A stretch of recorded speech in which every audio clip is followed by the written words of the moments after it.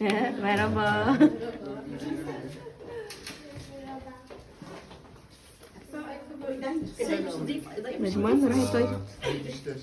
صباح الخير يا حلوين. النهارده بصوا بقى الجو شمس، بقالنا كده حوالي يومين الجو مشمس جدا وجميل وسخن، فاللي هو انا كنت اساسا نفسي قوي في الجو ده يعني بجد كان وحشنا الجو ده جدا. فهقول لكم بقى النهارده احنا هنعمل ايه. قلت بقى اسلم عليكم كده كمان اصبح عليكم كده كمان، بس بجد ما رضيتش يا جماعه اصور لكم شكلي ان انا لسه صاحيه وشعري عامل خزعبلات ومنكوش. ف ما علينا، هكمل لكم القصه من غير وشي. بليز ما حدش يستنى مني ان انا اصور نفسي. النهارده مامي عندي اكيد برضه هي هتعمل فيديو انا هصوره لها يعني اما تبقى تطلع.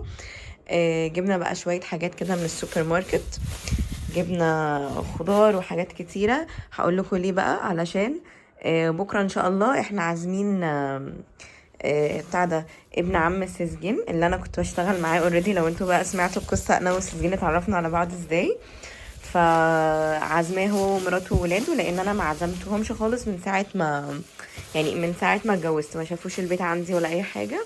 فهنعزمه هو ومراته وولاده ان شاء الله بكرة. النهارده يوم الجمعة، هم جايين يوم السبت. ف بتاع ده جبنا بقى شويه الطلبات بتاعتنا، وطبعا مامي هي اللي هتعمل الاكل لان هو بيحب الاكل بتاع مامي جدا، يعني بيحب محشي البتنجان والكرنب منها جدا. فاستعنت بمساعدتها وهي اللي هتعمل العزومه. المهم بقى ان في كمان هنعمل كمان بتنجان محشي.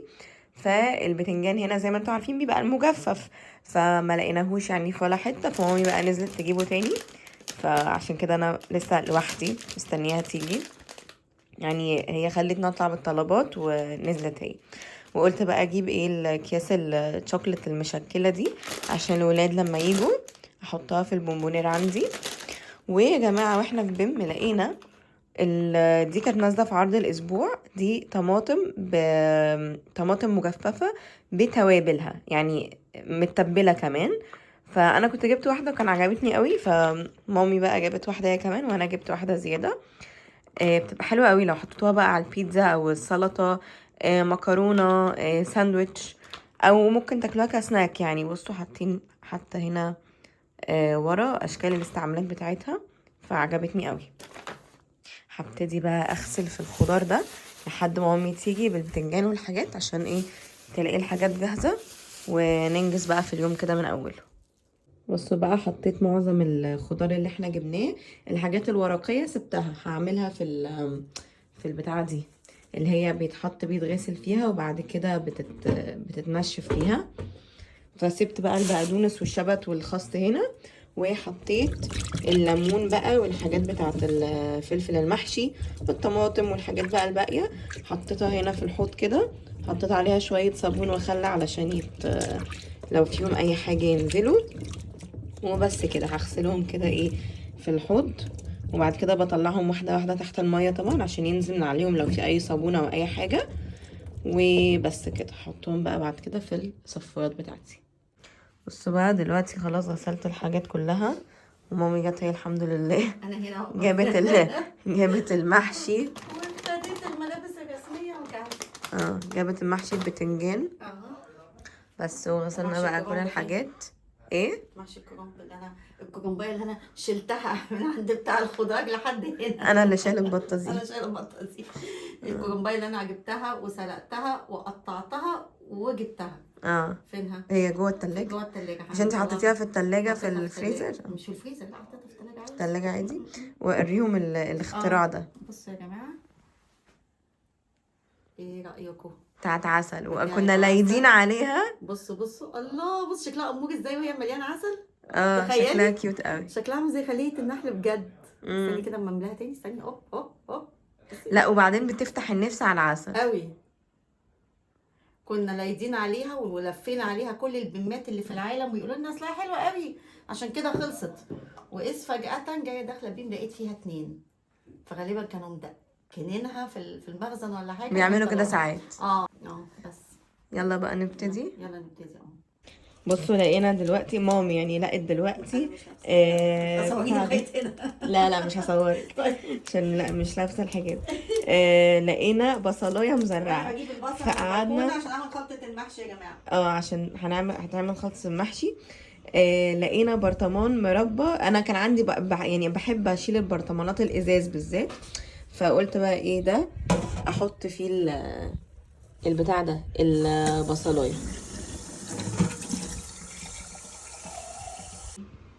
كده. هو كده زعلان كده زعلانه ومقهوره ومتنكده. ما اعرفش نازله لتحت ليه. حطيها على الشباك كنت. على الشباك؟ لا عشان نعرف نفتح لا الشباك. الشباك الناحيه التانيه. ممكن بس يا سيبيني طيارها والنبي. لا ده هخليه زعل منه ده وده وده. الفوطه لازم تحتها اهي. والله شكلها طلع كيوت خالص اهي مع الفيو بقى. مع الفيو عاطفيه قوي. بصوا بقى دلوقتي احنا في نص الخطوات بتاعتنا. مامي طبعا هي اللي صورت عندها الفيديو بتاع الخطوات بالظبط بتاعت طريقة المحشي. بتاع الفراخ لحد هنا. عشان انت اللي شارية العمل بتاع الفراخ صح. انا دي تعبانه وضهري مقطوع اهو. فهي بقى اللي عندها الطريقة والتفاصيل كلها بتاعت التحضيرات والأكل. أنا قلت كده أوريكم في النص إن احنا وصلنا دلوقتي لحد الخلطة، إن احنا عملنا خلطة المحشي. وفي ده خلطة محشي الكرنب لسه بقى لما نبتدي بقى في الخضار هنحضر خلطة المحشي بتاعة الخضار. هو كده كده الخلطة جاهزة اوريدي، احنا بس قسمناها 2 ولسه بقى دي هنحط عليها الرز بتاعها وكده، وهنبتدي بقى نعمل في الخضار لما نبتدي نعمل.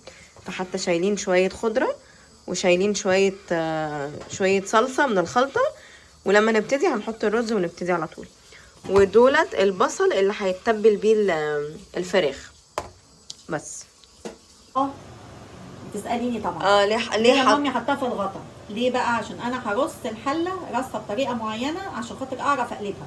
احنا ابتدينا اهو، مامي ابتدت تحشي. وانا طبعا اتحججت بحاجه هقول لكم عليها دلوقتي. اتحججت ان احنا عايزين ناكل وجوعنا، فانا بقى قلت ابقى مهمتي انا ان انا اعمل بطاطس. خلاص هي كده خلصت اساسا هشيلها. ان انا اعمل بطاطس محمره، وكمان كان عندنا الخزين اللي امي كانت عاملاه برضو اللي هو فراخ بانيه وكفته الفراخ. فاحنا انا دلوقتي دي مهمتي ان انا اعمل الغدا، بس ان انا احمر بس. ده خزين المقازق. حلوه حتى لو انت ما عندكيش اكل. بصوا بقى دلوقتي ساذجين يا جماعه عيان سان هاسtasın diye söylüyor. ساذجين يا جماعه عيان من امبارح كده، بس اخد بقى ادويه وكلام كده علشان يخف بسرعه، مش عايزين عيا على السنه الجديده. المهم ان احنا هنعمل بقى هنزين الشجره بتاعتنا، الشجره الجميله دي، وجبنا بقى الزينه بتاعتهم اهي هوريها لكم. بصوا بقى اشترينا انا يعني نزلت اشتريت من السوبر ماركت، جبت دولت فضي وذهبي والكوردون الفضي ده،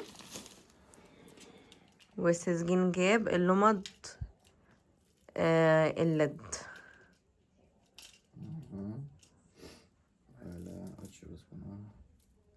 طيب بصوا بقى عشان تبقوا عارفين كده هقول لكم الاول، عشان انا مش عايزه كومنتات تجيلي بالمنظر اللي هو ايه ده، هو انتي مش مسلمه، هو انتي ليه بتحتفلي براس السنه اللي هو نيو يير؟ فانا مش عايزه كومنتات تجيلي بالمنظر ده. عشان كده يا جماعه هقول لكم من دلوقتي مصر معرفش في البلاد العربيه ايه، يعني انا مش مركزه بصراحه في البلاد العربيه في مسيحيين ومسلمين عايشين مع بعض ولا لا، بس احنا في مصر في مسلمين وفي مسيحيين، واحنا الاتنين بنحتفل باعياد بعض. مش باسباب دينيه بس باسباب المشاركه، ان احنا بنشارك بعض في اعيادنا. انا عندي اصحاب مسيحيين كتير قوي وقريبين مني جدا، يعني اصحابي من صحابي الانتيم في كتير قوي مسيحيين، وهما بيحتفلوا معايا برمضان وبالعيد الكبير وبالعيد الصغير، وانا برضو بحتفل معاهم براس السنه.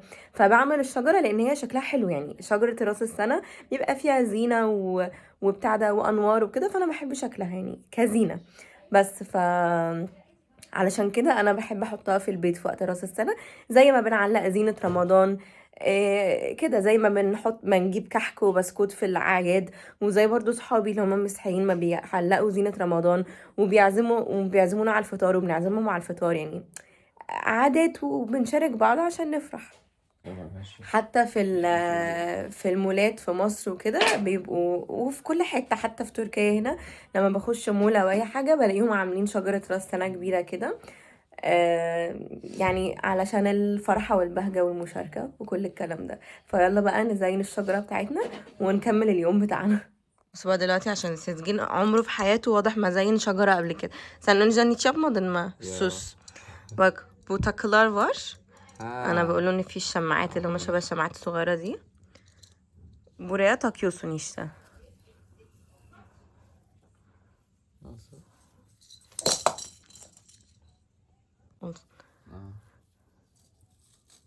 Ding ding ding ding dong. Çok üst. Ha. Böyle aynen. Tamam. Lay lay lay. Ama bence büyükler aşağıda olsun. Küçükler üstte olsun. En son şuraya şöyle şunu takalım mı? Yok. Öyle mi? Olur mu? Normalde yıldız olması gerekiyor. Ha. خلصنا الشجرة بتاعتنا. بصوا احنا جايبين شجرة صغنونة يعني 90 سنتي. فكنت عايزة بقى اجيب الحاجات اللي هي بتتعلق بابا نويل الصغير والمش عارفة والنجمة والحاجات دي اللي بتبقى فوق الحاجات الصغنونة دي، الألعاب اللي هو اللعب الصغيرة دي. بس ما لقيتش بصراحة عشان انا قررت اعمل الشجرة دي في اخر دقيقة. بس بقى شكلها حلو ومبهج. وبعدين انا قصدت ان انا احطها قدام الشباك كده لان الناس كلها عامله كده هنا يعني، وانتوا ماشيين في الشارع بتلاقوا على طول انوار كده على شكل شجره، فشكلها جميل ومبهج بصراحه. بصوا بقى دلوقتي قفلنا الانوار وخليناها كده. والسجين كمان كان جايب اللمبه دي زي ريموت كنترول كده، فيها كذا لون بقى بتتفتح وممكن نثبتها على اللون اللي احنا عايزينه. هوريها لكم دلوقتي بس مش عارفه هو الريموت راح فين. Onun kumandası nerede? Bunun mu? Evet burada. بصوا الريموت بتاعه عامل ازاي. Böyle yapınca da güzel oluyor. بصوا ملون كده، بتختاروا بقى اللون اللي انتوا عايزينه. هو السجين دلوقتي اللي بيغير.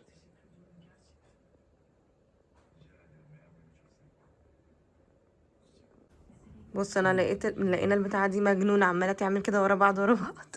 قمنا فاتحين دي كمان. Işıl ışıl her yer. بصوا بقى دي انا كنت كلتها عند مامة سجين لسه قريب. اسمها كوز هيلفا. هي عباره عن ويفر وجواه من النص زي شبه حاجه زي شبه الحلاوه، بس هي مش حلاوه، هي مش حاجه يعني بقطع، هي زي كريمه كده. هوريكم واحده انا فاتحاها دلوقتي. بصوا يعني انا دي حته انا فاتحاها، هي شبه الكريمه كده، معرفش باين لكم ولا لا. وفيها فستق، بس هي طعمها تحفه يا جماعه، طعمها رهيبه يعني، طعمها حلو قوي. عايزه اكسر لكم حته كده. بصوا اهي شبه الكريمه كده وطعمها تحفه يعني، تحسوا انها طعمها مدي على عارفين الموز الحلاوه الفكره دي، بس هي طريه من جوه يعني، مش ناشفه، مش حاجه بقى ناشفه. مساء الخير عليكم يا حلوين. قلت اقول لكم مساء الخير المره دي مش صباح الخير، لان احنا خلاص بقينا يعني قربنا على المغرب خلاص. النهارده بقى يوم العزومه اللي احنا كنا بنعمل لها التحضيرات. تاني يوم يعني النهارده. فاوريكم بقى نظره سريعه كده. انا طبعا ما صورتش زي ما قلت لكم كل التفاصيل بتاعه الطبخ والمقادير والعمايل والكلام ده. كل الستبس دي او كل الخطوات دي هتلاقوها في القناه عند مامي، احنا مصورين عندها هي، وهنحط الفيديو ده عندها. فهحط لكم بقى الفيديو بتاعها تحت الفيديو ده كلينك يعني، وتقدروا بقى تشوفوه ساعتها. احنا طبعا بقى ايه نظرة سريعة كده اقول لكم برضو. جهزنا هنا السيرفيسات الاطباق يعني السيرفيس، وحطينا بقى الشوك والسكاكين، جهزنا كل الحاجات دي. لسه بقى هنجهز مامي بقى هتحط الاكل وكده، تحطه في السيرفيسات بتاعته ونيجي بقى نرصه. هي بصراحة يعني مامي من امبارح يا حرام بجد تعبانة جدا. هي من امبارح من ساعة ما جاتلي الصبح نزلنا السوبر ماركت وجبنا الحاجات زي ما شفتوا، وبعد كده وضبنا بقى الحاجات، وزي ما هتشوفوا في الفيديو عندها الحاجات اخدت قد ايه. الحاجات تبان مش كتيرة يعني، اللي هو محشي كرنب، محشي خضار، فراخ وسلطات، بس فعلا الخطوات بتاعتها طويلة. لو الواحد عايز يطلع نتيجة حلوة او نتيجة مبهرة ومش يكروت وخلاص، بجد الاكل والتحضير والطبخ وكده بياخد وقت، علشان كده انا سبتها هي اللي تعمل، لان انا ما عملتش محشي لوحدي قبل كده، فما رضيتش اخد الريسك واعمله انا لوحدي وابقى متحمله المسؤوليه. وانا بقى النهارده صحيت من الصبح، بصراحه كنت عايزه وانا بنضف، يعني انا اللي نضفت البيت، مامي كملت طبيخ وجهزت الحاجات، انا بقى كملت تنظيف في البيت. عملت بقى كل حاجه، لمعت وعملت مرايات كل الكلام، وعملت وكنست وعملت مسح الارض وكل حاجه بالمكنسه الجديده اللي شفتوها. بصراحه هي حلوه جدا، بس ما علينا، نخش في الموضوع بتاعها بعدين. كنت نفسي اصور لكم انا بعمل كل ده، بس يعني قبل العزومه انا عايزه اقول لكم ان انا كان شكلي يعني استغفر الله العظيم. فكان شعري بقى منكوش، وكنت قاعده بالبيجامه وبنضف بقى وكده ومحتاسه. اول لما خلصت دخلت استحميت طبعا، خدت دش سريع كده، عشان كده هتلاقوا شعري مبلول شويه. وبس كده، واستعديت بقى وحطيت شويه ميك اب خفيف كده ورشيت برفيوم عشان ابقى كده ريحتي نظيفه وحلوه. وبس كده، دلوقتي بقى مستنينهم لما يجوا هكمل لكم التصوير. وسيزجين طبعا قاعد ولا ساعد في اي حاجه، هو نزل اساسا من الصوت. Sen ne yaptın bugün? Ben temizledim, annem yemek yaptı. Sen ne yaptın? Marketten alışveriş yaptım. Ne bir şey. Ha, çok önemli. Olmazsa olur mu? Çok önemli. Bence sen temizlerdin, ben markete giderdim. Olmaz. Gerçekten mi? Tamam. Saha işi bende. Ben Dışişleri Bakanıyım. Hastalığın geçti mi? Sen İçişleri Bakanısın. Sen hastasın, bahane aldın. Evet. Hastalığın geçti bence. Biraz başım ağrıyor. İnandım. Oh. İnandım. Merhaba.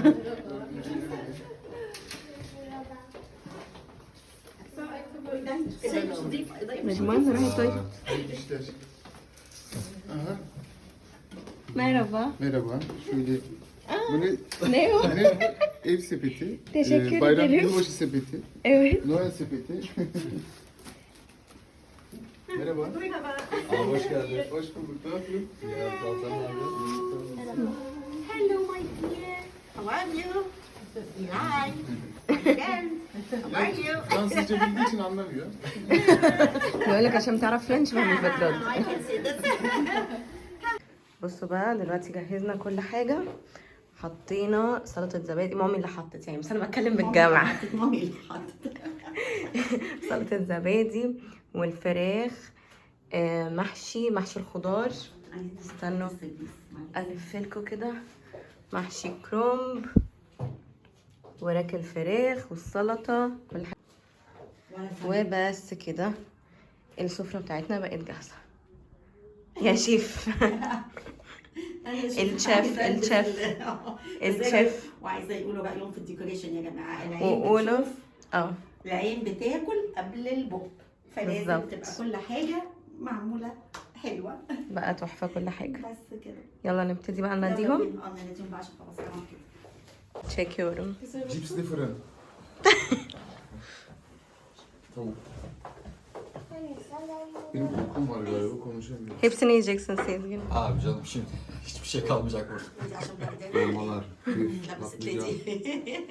Bu Başlıyor muyuz o zaman? bunlar özellikle senin için.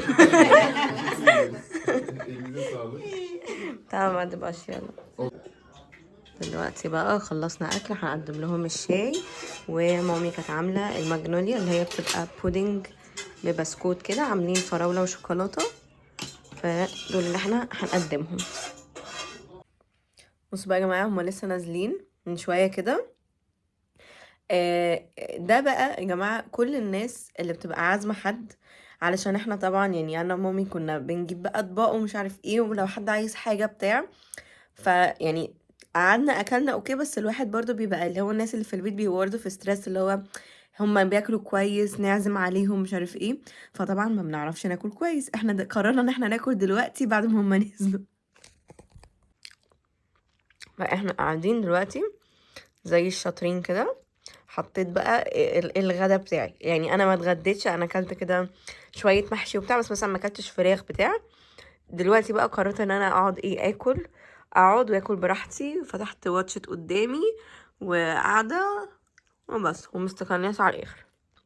احلى حاجه بقى السبت اللي هم جابوه ده، انا صورته دلوقتي وكده، بعته لها قلت لها بقى ثانك يو بتاع، صورته جنب الشجره وكده وكنت مبسوطه قوي بيه. فلقيتها بعتت لي بتقول لي ان هما السبت هما جابوه وهما اللي لفوه وحطوا فيه بقى الحاجات وكده. المفروض ان السبتة دي الايام دي بتتباع في السوبر ماركت، يعني هدايا كده لما حد بيبقى رايح لحد معزوم ايام النيو يير او راس السنه او كده، ممكن دي تبقى هديه لذيذه يعني. فانا كنت فاكره ان هي جاهزه، طلعت انها مش جاهزه، طلع ان هما جايبينها وهما اللي مالينها بنفسهم، هي مع الولاد قعدت عملتها وكده. فلذيذه قوي يعني، شويه كده وهفتحها اقول لكم بقى يا فيها صباح إيه. الخير يا نودي. صباح النور. النهارده بقى تاني يوم قررنا ان احنا نفتح السبت النهارده اللي هما كانوا أيوة. جايبينه لنا، مع ان انا ما كانش هين عليا بس هضطر ان انا افتحه. احنا شاهد عليكي ليه يا نادين؟ الحاجات جوه هتتجبس يا نادين، حرام عليكي. شكله حلو. بس يا رب يكونوا قافلينه بقى بطريقه سهله. الحمد أهو لله أهو. الحمد لله. عامله له فيونكه زي بتحطها في شعر بناتها يعني. بصي عامله له فيونكه سهله. يلا. الحاجات دي هحوشها طبعا مش عشان نستعملها ناخد هديه لحد. بس بس السبت لا، تحفة السبت والله، شكله هعملك كيوت بيه جدا. ديكوريشن حلو. هقول لك بقى، نقول بقى كل حاجه بالترتيب. طيب قولي بقى. اول حاجه فيه قهوه تركي اللي هم بيبقوا الحاجات الباكت أيوة. كده وكده يعني. ايوه دي حاجه بطعم المستكه الزرقاء دي. دي زيرو شوجر يعني ما فيهاش اي سكر. والتانيه مستكه. ودي قهوه عثماني ديبك اللي ديبك. بيبقى فيها شويه كريمر. ايوه بيبقى فيها شويه لبن، يعني بتبقى قهوه أوكي. بلبن يعتبر. فهمت. عايزين ننجز عشان وقت الفيديو. طيب النسكافيه انجزي. نسكافيه جولد. ايوه. ايه سيلين ده؟ كولونيا سيلين، هي ماركة حلوه قوي بتاعت الكولونيا اللي هي زي الثلاث خمسات كده بتاعتنا. كولونيا لا، ليمون. بس هنا هما بيحبوا سيلين دي كولونيا شيك قوي. يعني. طب دي كاندل، اظن كاندل الله الله الله. شمعة ريحتها حلوه حلو قوي. قوي. هشممها لك، ابقى اشممها. تمام. شوكولاته بالفستق نسله. اوكي. نسكافيه تاني نسكافيه ده 3 in 1 يا بنتي. نسكافيه هو 3 in 1. نسكافيه. ايوه انا عايزه اعرف الكيس ده ايه. بس 10 يعني باكت. اوكي يلا. الزبر ده. أيوة. زبر مش زبر. الزبر ده شيبسي مش شيبسي، اللي هو حاجات مهششه اللي معموله في الفرن بالحمص بالنهوت. اوكي. النهوت يعني حمص الشام. حمص. طيب. شيبسي كده طالع جديد تبع ماركه زبر. طيب تمام. و سوداني. اوكي. سوداني مملح. ايوه. وده ايه؟ دي طبعا عشان انا هايفه، دي اكتر حاجه عجبتني. لولي بوب على شكل على مصاصة، شكل على شكل بتاع عصاي بابا على نويل. شكل عصاي بابا نويل. دي انا كنت ممكن احطها في الشجره. تخيلي. ايوه ايه ده؟ وعصير برتقال. ايوه. حاجه شكلها حلو يعني اورجانيك مكتوب عليها. ايوه. و 4 مجات، هو المفروض مجين مجين. نفس شبه بعض. ايوه شكلهم حلو قوي. والسبت وهو احلى حاجه اصلا. مجين السبت بقى كده لوحده. ده انا هعمل لك فيه شغل جامد قوي. حاجات حلوه. وريني ارفعي كده السبت. اهو. ايه ده؟ ايه ده؟ الله الله الله الله الله الله الله. اهو. حلو قوي. كيوت قوي. قوي. كيوت قوي قوي. حلو بس قوي. وكده بقى الفيديو يكون خلص. ايوه. كل سنه وانتم طيبين. انت طيبه يا نادين. فطرتي ايه النهارده يا نادين؟ ايه؟ فطرتي ايه النهارده؟ فطرت ايه؟ يعني ايه الاحراج ده؟ فطرت محشي كرنب. فطرت محشي كرنب. كم محشية يعني مش عيب ما عدا الفراخ يعني. أيوة. حبيت ان انا افطر محشي ساده. ايوه بس خلاص يعني هو ده يعني بقول لهم كل سنه وانتم طيبين. انا والشبه يروح مامي. يلا استني كده اعمل كلوز على ده اهو كده، وبعدين انت تاني اهو. شوفي بعمل شغل اخراج. ما تنسوش تعملوا سبسكرايب ولايك وشير وكومنت وبس كده. باي. كل سنه وانتم طيبين. هحط لكم الفيديوهات بتاعت مامي تحت. ايوه. باي باي. باي باي.